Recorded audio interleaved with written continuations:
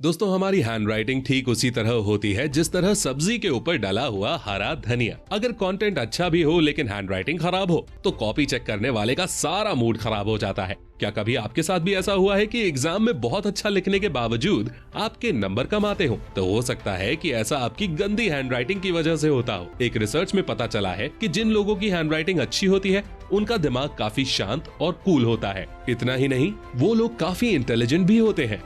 तो दोस्तों, अगर आपकी हैंडराइटिंग अच्छी नहीं है तो आपको परेशान होने की जरूरत नहीं, क्योंकि आज का ये वीडियो सिर्फ आपके लिए ही है। आज के इस वीडियो में हम जानने वाले हैं कि हैंडराइटिंग कैसे सही करें और कम से कम समय में इसे और ज्यादा कैसे इंप्रूव करें। तो दोस्तों, आज फिर जबरदस्त वैल्यू ऐड करेंगे आपकी लाइफ में। So let's begin.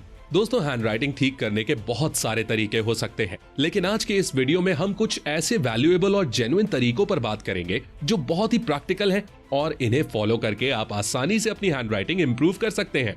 हैंडराइटिंग से रिलेटेड हमने बहुत सारे एग्जामिनर और कॉपी चेक करने वाले टीचर्स से बात की, और कॉपी चेक करने वाले कई टीचर्स से बात करने के बाद ये पता चला है कि जब भी वो लोग बच्चों की कॉपीज चेक करते हैं तो पहले पेज का इंप्रेशन सबसे खास होता है। कई टीचर्स ने तो यहाँ तक बोल दिया कि जब वो लोग बच्चों की कॉपी चेक करते हैं और कॉपी में बहुत गंदी हैंडराइटिंग होती है तो उन लोगों के दिमाग में पहला ख्याल यही आता है कि जरूर स्टूडेंट को कुछ आता जाता नहीं है। वहीं अगर हैंडराइटिंग बहुत अच्छी होती है तो टीचर के दिमाग में पॉजिटिव इंप्रेशन पड़ता है और इसका सीधा बेनिफिट बच्चों को मिलता है, क्योंकि टीचर पॉजिटिव तरीके से कॉपी चेक करता है और छोटी मोटी गलतियों को इग्नोर कर देता है। इसीलिए बच्चों के मार्क्स काफी अच्छे आ जाते हैं। तो दोस्तों, अगर आपकी हैंडराइटिंग काफी अच्छी है तो आप बहुत लकी हैं, लेकिन अगर आपकी हैंडराइटिंग अच्छी नहीं है तो टेंशन लेने का नहीं, आखिर हम किस दिन काम आएंगे। तो आइए अब हम जानते हैं कि हैंडराइटिंग कैसे सुधारें। Tip number 8। सबसे पहले हमें लिखते टाइम अपने बैठने के तरीके को सुधारना है, क्योंकि अगर हम सही पोजीशन में बैठकर नहीं लिखते हैं तो इससे हमारे लिखने पर इफेक्ट पड़ता है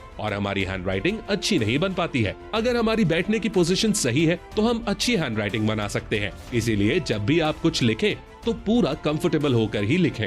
हम लोग अक्सर देखते हैं कि कई लोग कॉपी को टेढ़ा करके लिखते हैं, ऐसे में उनकी हैंडराइटिंग भी टेढ़ी हो जाती है। और कई लोग तो ऐसे भी होते हैं जो टेबल के ऊपर सिर रख कर लिखते हैं। अब आप खुद बताइए, अगर कोई बंदा टेबल के ऊपर सिर रखकर और गर्दन को झुकाकर लिखेगा तो उसकी हैंडराइटिंग भला कहां तक अच्छी आएगी। इसलिए आपको ऐसी गलती बिल्कुल भी नहीं करनी है और लिखते समय एक सही पोजीशन में बैठना है। हमारी पोजीशन कुछ इस तरह होनी चाहिए जिससे लिखते समय हम बिल्कुल कंफर्टेबल महसूस करें। Tip number 7। हमारी हैंडराइटिंग कैसी होगी ये काफी हद तक इस बात पर डिपेंड करता है कि हम लिखते समय पेन को किस तरीके से पकड़ते हैं। जब हम पेन को कस के पकड़कर लिखते हैं तो इसके दो घाटे होते हैं। एक तो हमारा हाथ जल्दी दर्द करने लगता है और दूसरा, जब हम पेन को टाइट पकड़कर लिखते हैं तो हमारी लिखावट अगले पेज पर दिखने लगती है और फिर रायता फैल जाता है। इसलिए आप जब भी लिखो तो अपने पेन को बहुत ही कंफर्टेबल तरीके से पकड़ो ताकि इस पेज की राइटिंग अगले पेज पर ना दिखाई दे। Tip number 6। आपने अक्सर सुना होगा कि किसी काम को जल्दी में नहीं करना चाहिए। ठीक उसी तरह दोस्तों, जब हम स्पीड में लिखते हैं तो हमारी हैंडराइटिंग बहुत ही गंदी दिखाई देती है और किसी को समझ में नहीं आती है। इसीलिए हमें हमेशा धीरे धीरे लिखना चाहिए ताकि हमारी हैंडराइटिंग अच्छी दिखे और दूसरों को समझ में भी आए। एक बार जब आपकी हैंडराइटिंग काफी अच्छी आने लगे तो आप धीरे धीरे स्पीड बढ़ा सकते हैं। Tip number 5। इस टिप के बारे में शायद ही आपने पहले कभी सुना हो। दरअसल जब हम लिखते हैं तो हम केवल अपने पंजों का ही यूज करते हैं,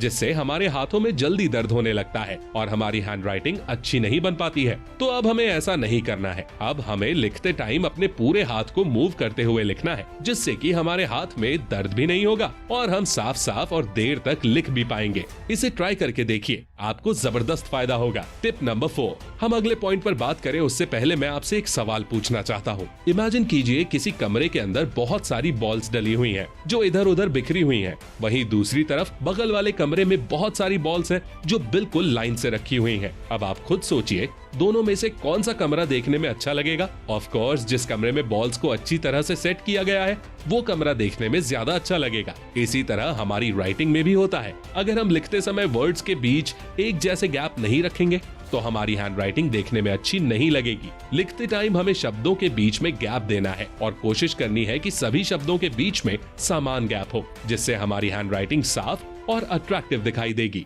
कई बार क्या होता है ना कि हम शब्दों के बीच बहुत कम गैप रखते हैं या फिर बहुत ज्यादा गैप रखते हैं, जिससे हैंडराइटिंग उतनी अट्रैक्टिव नहीं लगती। वहीं अगर हम सभी शब्दों के बीच एक निश्चित गैप रखेंगे तो हमारी हैंडराइटिंग काफी अट्रैक्टिव लगेगी। Tip number 3। दोस्तों, जिस तरह साफ पानी में सब कुछ साफ साफ दिखाई देता है, ठीक उसी तरह राइटिंग में भी होता है। अगर हमारा पेज बिल्कुल साफ साफ होगा तो राइटिंग भी साफ साफ दिखाई देगी। वहीं अगर हमारा पेज गंदा होगा तो फिर कितना भी अच्छा लिख लो, वो मजा नहीं आएगा। अब आप इन दोनों हैंड राइटिंग को ही देख लीजिए। पहली हैंड राइटिंग में पेज काफी गंदा है, इसलिए राइटिंग अच्छी नहीं लग रही। लेकिन दूसरी हैंड राइटिंग में पेज बिल्कुल साफ सुथरा है, इसलिए हैंड राइटिंग काफी अट्रैक्टिव लग रही है। टिप नंबर 2, करत करत अभ्यास के जड़मती होत सुजान। ये कहावत तो आपने जरूर सुनी होगी। हमारी ये एडवाइस भी इसी कॉन्सेप्ट पर बेस्ड है, क्योंकि प्रैक्टिस करके ही हम किसी चीज को परफेक्ट कर सकते हैं। आपने भी कई बार देखा होगा कि जब आप काफी दिनों तक कुछ भी नहीं लिखते हैं तो आपकी हैंडराइटिंग बिगड़ जाती है और आपको लिखने में दिक्कत होती है। इसलिए रोज रोज कुछ न कुछ लिखते रहें। मेरे साथ भी सेम यही दिक्कत होती थी, इसीलिए पेपर शुरू होने के कुछ दिन पहले से ही मैं लिखने की प्रैक्टिस शुरू कर देता था और पेपर आते आते मेरा हाथ बिल्कुल एडजस्ट हो जाता था और मैं पेपर में बहुत अच्छा लिख पाता था। आप लोग भी इस फॉर्मूला को ट्राई कर सकते हैं। टिप नंबर 1, दोस्तों, एक बात तो बिल्कुल पक्की है कि अगर बंदूक अच्छी होगी तो फायर भी अच्छा ही होगा, और अगर बंदूक अच्छी नहीं होगी तो फायरिंग भी अच्छी नहीं होगी। ठीक इसी तरह पेन के साथ भी होता है। अगर हमारा पेन अच्छी क्वालिटी और ब्रांडेड कंपनी का होगा तो हमें लिखने में कोई दिक्कत नहीं होगी। वहीं अगर हम कोई सस्ता या घटिया पेन यूज करेंगे तो फिर हैंडराइटिंग खराब होना तो बनता है। इसीलिए लिखते समय, खासकर पेपर में लिखते समय, हमेशा अच्छी क्वालिटी के पेन को यूज करना चाहिए। और कई बार ऐसा भी होता है कि अलग अलग लोगों की अलग अलग चॉइसेस होती हैं। जैसे कुछ लोगों को मोटे पेन से लिखना पसंद होता है, वहीं कुछ लोगों को पतले पेन से लिखना पसंद होता है। इसीलिए आप जिस तरह के पेन से लिखने में कंफर्टेबल हो, हमेशा उसी पेन का यूज करें। फिर देखिए क्या गजब की राइटिंग आती है। अभी तक हमने वीडियो में जो कुछ भी सीखा, अगर उसे अप्लाई करना हो तो हम पेन चूज करने से शुरुआत कर सकते हैं। सबसे पहले अपना मनपसंद पेन चूज कर लो और फिर लिखने के लिए एक साफ सुथरा पेज खरीद लो। देन लिखना स्टार्ट कर दो। लिखने से पहले सही पोजीशन में बैठ जाओ और लिखते समय हमेशा इस चीज पर फोकस करो कि शब्दों के बीच बराबर गैप हो और हमारा पेन पकड़ने का एंगल सही हो। और दोस्तों, जब भी लिखना स्टार्ट करो तो शुरुआत हमेशा धीरे धीरे ही करो। एक बार जब आपकी प्रैक्टिस बन जाएगी तो फिर आप दनादन लिखने लगोगे और आपकी हैंडराइटिंग काफी इंप्रूव हो जाएगी। और दोस्तों, जाते जाते आपको एक बात बताना तो भूल ही गया। कई बार क्या होता है कि बहुत सारे स्टूडेंट अच्छा लिखते हैं और उनकी हैंडराइटिंग भी काफी अच्छी होती है, लेकिन पेन से निकलने वाली हल्की हल्की स्याही पेज पर लगती रहती है और पूरे पेज पर डॉट डॉट बन जाते हैं, जिससे हैंडराइटिंग काफी बिगड़ जाती है। इसीलिए पेपर में लिखते समय हमेशा एक छोटा सा कपड़ा या रुमाल का टुकड़ा अपने पास रखें और समय समय पर पेन की निब को साफ करते रहें। दोस्तों, इस वीडियो की मदद से हमने आपकी लाइफ में अच्छी हैंडराइटिंग नाम की एक बहुत ही वैल्यूएबल चीज ऐड की है और बदले में हमें आपसे ज्यादा कुछ नहीं, बस एक लाइक चाहिए। इतना तो बनता ही है। दोस्तों, हमारे साथ अंत तक बने रहने के लिए बहुत बहुत शुक्रिया। अगर आपको हमारा ये वीडियो पसंद आया है तो कमेंट में जरूर बताएं और साथ ही इस वीडियो को लाइक और शेयर जरूर करें। साथ ही ऐसी और वीडियोस देखने के लिए हमारे चैनल को सब्सक्राइब करें और बगल में बने बेल आइकन पर भी क्लिक करें, जिससे हमारे आने वाले वीडियोस को भी आप देख सकें।